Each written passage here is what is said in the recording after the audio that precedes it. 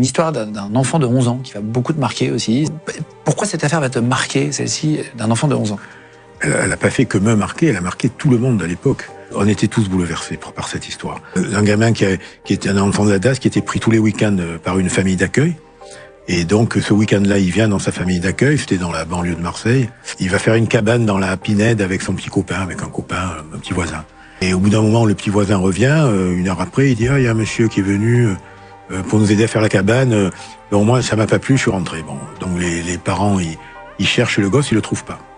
Donc tout le dimanche se passe, tout le dimanche après-midi, et nous, le lundi, on est saisi de la disparition, donc on va voir le petit voisin qui nous amène au lieu où ils ont fait la cabane. Quand on arrive là, tous les collègues étaient là. On voit effectivement une cabane qui a été faite, il n'y avait rien de particulier. Et puis pas loin, on voit la terre qui a été remuée, tu vois, qui a été bougée. Il y a des mouches sur la terre. Il y a des mouches qui sont posées, donc on gratte un peu, on voyait le crâne de l'enfant, tu vois. Dès le lendemain, ouais. Dès le lundi, ouais. Donc on appelle l'IJ, l'identité judiciaire, etc. Légiste, tout ça, on attend. Bon, après, on déterre l'enfant qui est là. L'enfant, il a la culotte baissée, il a été stomisé.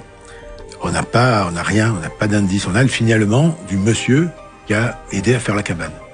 Le mec a un treillis, un pantalon de treillis, etc. Bon.